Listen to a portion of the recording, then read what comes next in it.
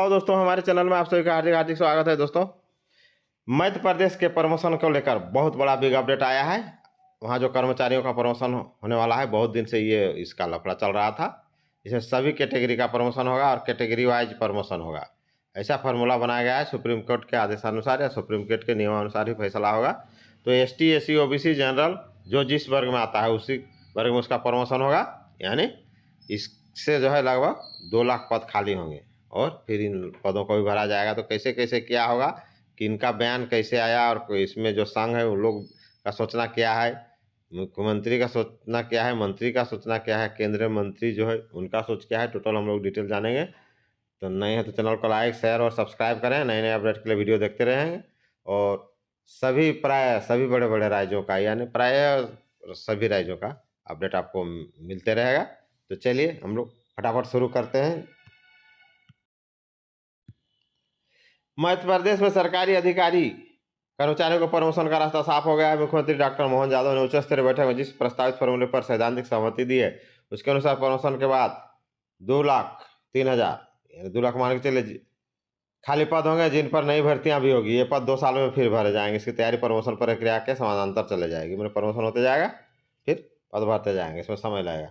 सरकार ने प्रमोशन के लिए जो फार्मूला प्रस्तावित किया उस पर अभी भी सहमति का पेंच फंसा है। भास्कर ने इस मसले पर जब सरकारी कर्मचारी संगठन अजाक्स, अनुसूचित जाति कर्मचारी संगठन अजाक्स जो है, और सपाक्स सामान्य पिछड़ा अल्पसंख्यक वर्ग, दो है, एक है अजाक्स और एक सपाक्स, अधिकारी कर्मचारी संघ के पदाधिकारियों से बातचीत की तो उसके लिए इस फॉर्मूले को लेकर इस राय के फॉर्मूले को लेकर जुदा है। साथ ही प्रमोशन में आरक्षण का पेंच फंसा हुआ है।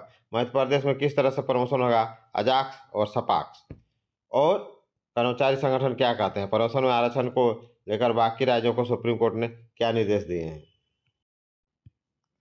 कर्मचारी को प्रमोशन को लेकर मुख्यमंत्री के 2 बयान है। देखिए, पहला बयान मुख्यमंत्री जी ही 2 बयान दिए। क्या, हम प्रमोशन पर ठीक उसी रास्ते पर जा रहे हैं जो प्रमोशन अटके हैं, उनका भी समाधान खोज रहे हैं ताकि नीचे के पद और रिक्त हो जाए, उनको भी भरने का काम हमारी सरकार के माध्यम से किया जा सके। ये है 14 मार्च 25 विधानसभा में दिया। दूसरा बयान है 8 साल से लंबित पदोन्नति की मांग जल्दी पूरी होने वाली है। हमारी अलग अलग स्तर पर चर्चा कर इसका रास्ता तलाश लिया है। हमने लगभग 4 लाख से अधिक कर्मचारियों और अधिकारियों को पदोन्नति की घोषणा हम शीघ्र करने वाले हैं। 4 लाख, देखिए 8 अप्रैल 25 कैबिनेट की बैठक के बाद।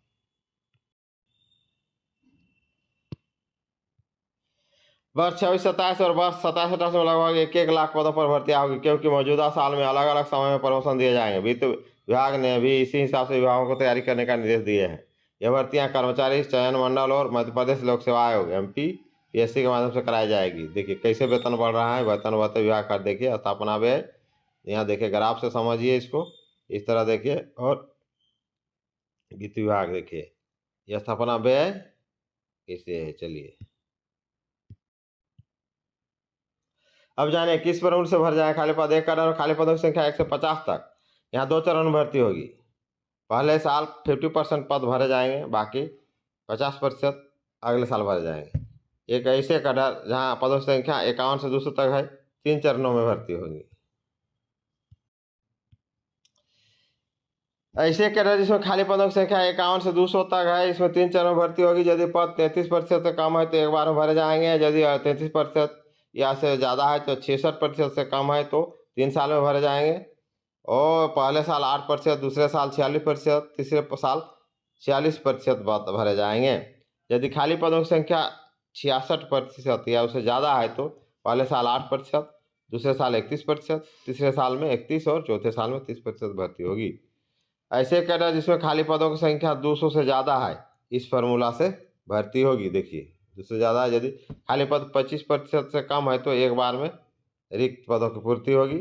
यदि 25% या उससे अधिक है तो केवल 50% से कम है तो पहले साल 8%, दूसरे साल 46%, तीसरे साल 40% पद भरे जाएंगे। यदि खाली पद 50% या उससे ज़्यादा है लेकिन 75% से कम है तो पहले साल 8%, दूसरे साल 31%, उसके बाद आइए तीसरे साल यदि खाली है पद 25% कम है तो एक बार रिक्त हो गया, पूर्ति होगी। 25% या उससे अधिक है तो हो गया तीसरे साल, हाँ तीसरे साल 31% और चौथे साल 30% खुद की भर्ती होगी। देखिए यदि खाली पद 50% या उससे अधिक ज़्यादा है लेकिन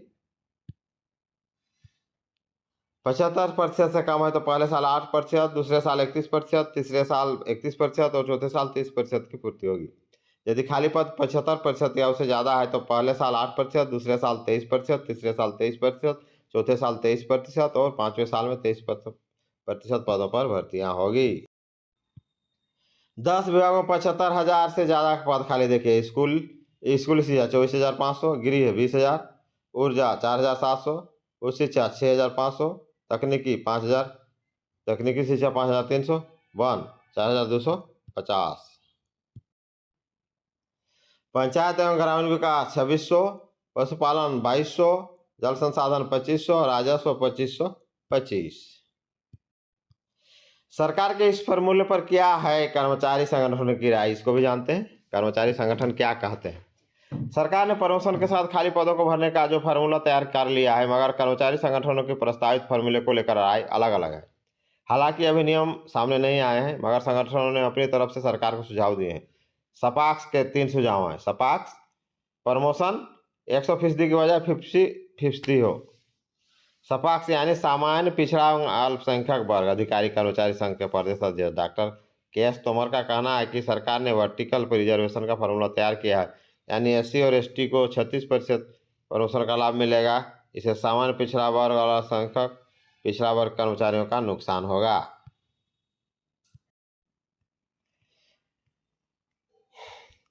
एसटी एससी वर्ग को 100% प्रमोशन का लाभ मिलेगा। मेरिट में भी एससी एसटी वर्ग के लोग सिलेक्ट होकर आते हैं, केवल 36% तक सीमित नहीं रहेगा। सपाक्स ने सुझाव दिया कि हर वर्ग में प्रमोशन पूरा देने की बजाय 50% ही होना चाहिए। डिमोशन को लेकर सरकार ने स्थिति साफ नहीं की। दरअसल 2016 में हाईकोर्ट ने 2002 में बनाए गए प्रमोशन में आरक्षण के नियम की कंडिका को खत्म कर दिया था। इसे एससी एसटी वर्ग के जिन कर्मचारियों को प्रमोशन मिला था, उनका डिमोशन की स्थिति बन गई। इसे रोकने के लिए सरकार सुप्रीम कोर्ट गई। सुप्रीम कोर्ट ने इसे स्टे लगाया, यानी जिन कर्मचारियों को 2002 के नियम के तहत प्रमोशन मिला उनकी स्थिति अभी सुरक्षित है, मगर यह सुप्रीम कोर्ट के अंतिम फैसले पर निर्भर करेगी। सपाक्स का कहना है कि सरकार को स्थिति साफ करनी चाहिए। जब तक डिमोशन नहीं होंगे तब तक प्रमोशन कैसे हो सकेंगे, क्योंकि जिन पदों पर एससी एसटी वर्ग को प्रमोशन मिला वह सामान्य पिछड़ा और अल्पसंख्यक वर्ग के पद थे। देखिए अखिल भारतीय सेवा के एसटी एससी पदों पर 25%, हाँ सेवा के पदों पर 25% एसटी एससी देखिए कहाँ सबका दिया हुआ है। देखिए SIS class 1, class 2, class 3, class 4 का देखिए स्वीकृत पद है, इतना भरे हुए पद है। इसको जूम करके देख लीजिएगा, सबका एसटी एससी कैटेगरी इस परसेंटेज में है। उसका देखिए ऑल इंडिया सर्विस पिछड़ा वर्ग कल्याण का। उसके बाद देखिए क्रीमी लेयर को प्रमोशन में आरक्षण का लाभ न मिले। डॉक्टर तोमर का कहना है क्रीमी लेयर को प्रमोशन में आरक्षण देने को लेकर हमारी आपत्ति पहले से ही है। उन्होंने कहा कि पंजाब हरियाणा हाईकोर्ट ने 1 अप्रैल 2025 को हरियाणा सरकार के विभिन्न विभागों में प्रमोशन को लेकर अहम फैसला दिया है। कोर्ट ने यह साफ किया है कि प्रमोशन में आरक्षण देने से पहले सरकार को क्रीमी लेयर के सिद्धांत का पालन करना चाहिए। अब देखिए अजाक्स ने भी 3 सुझाव दिए हैं। एससी एसटी के साथ क्रीमी लेयर का फॉर्मूला लागू नहीं। अजाक्स ने महासचिव गौतम पाटिल का कहना है कि रिजर्वेशन में क्रीमी लेयर को प्रमोशन का फायदा न मिले। सुप्रीम कोर्ट ने कई फैसलों में कहा है कि रिजर्वेशन कोई गरीबी हटाओ अभियान नारा नहीं है, यह प्रतिनिधित्व की बात है। एससी एसटी के मामले में तो क्रीमी लेयर का फॉर्मूला लागू ही नहीं होता, ये ओबीसी के साथ लागू होता है। पाटिल कहते हैं कि पिछले साल 1 अगस्त को सुप्रीम कोर्ट के जस्टिस BR गवई ने टिप्पणी की थी कि एससी एसटी में भी क्रीमी लेयर लागू करने पर विचार करना चाहिए। इसे लेकर दलित सांसदों ने पीएम से लेकर अपनी चिंता जताई थी। इसके बाद 9 अगस्त को सरकार के मंत्री ने स्थिति साफ कर दी थी। एससी एसटी के लिए आरक्षण संविधान के अनुसार ही होना चाहिए और संविधान में एससी एसटी के लिए क्रीमी लेयर का प्रावधान नहीं है। यह जो है सूचना एवं प्रसारण मंत्री अश्विनी वैद्य का कहना है। अब देखिए वर्टिकल के साथ साथ मेरिट के आधार पर हो परमिशन, यानी वर्टिकल के साथ मेरिट के आधार पर होना चाहिए। पाटिल कहते हैं कि सरकार ने जो फॉर्मूला तैयार किया है उसमें कहा जा रहा है कि जिस वर्ग का जितना प्रतिशत है प्रमोशन भी उसी के आधार पर किया जाएगा। यदि ऐसा होता है तो एससी एसटी वर्ग के कर्मचारियों का प्रमोशन का लाभ कम मिलेगा। पाटिल का कहना है कि अनारक्षित कोई वर्ग नहीं होता, इसमें एससी एसटी ओबीसी सभी तरह के लोगों के कर्मचारियों की नियुक्ति होती है। सरकार से हमारी गुजारिश है कि जो मेरिट के लोग हैं उनका भी एक वर्ग बनाया जाए, यानी मेरिट से आने वाले कर्मचारियों का। इसमें एससी, एसटी, ओबीसी सभी तरह के वर्गों के कर्मचारियों की नियुक्ति होती है। सही बात है। एक तो मेरिट जनरल सबका होता है, उसमें जो भी आएगा, फिर उसके बाद तब ना रिजल्ट, तब ना फायदा मिलेगा। अब अलग अलग कर दीजिएगा तो कहाँ से फायदा मिलेगा। ये सरकार से हमारी गुजारिश है कि जो मेरिट के लोग हैं उनका भी एक वर्ग बनाया जाए, यानी मेरिट में आने वाले कर्मचारियों का मेरिट के आधार पर प्रमोशन हो, उसके बाद बाकी वर्गों का प्रमोशन हो। एससी, एसटी वर्ग के पोस्ट के समय पर नहीं भरती। पाटिल कहते हैं कि एससी, एसटी वर्ग के पोस्ट सरकार सही समय पर नहीं भरती, जिसकी वजह से बैकलॉग पदों की संख्या ज़्यादा है, क्योंकि इस पर अनारक्षित वर्ग के कर्मचारी काम कर रहे हैं। यदि सही समय पर पोस्ट भरी जाएगी तो किसी को सीनियरिटी की कोई दिक्कत नहीं होगी। आदेश आएगा तो इस पर सरकार से चर्चा करेंगे। जो फार्मूला तैयार किया गया उसमें सामान्य वर्ग का जूनियर हमारे सीनियर से आगे हो जाएगा। हमारा तो कहना है कि प्रमोशन मेरिट पर मिलना चाहिए। गौतम पाटिल, महासचिव।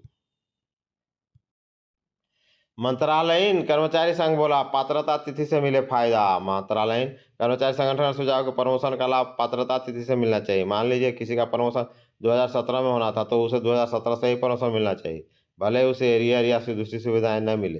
साथ ही जिस रूप में समयमान वेतन मिला उसी समय में कर्मचारी को पदनाम भी दे दिया जाए।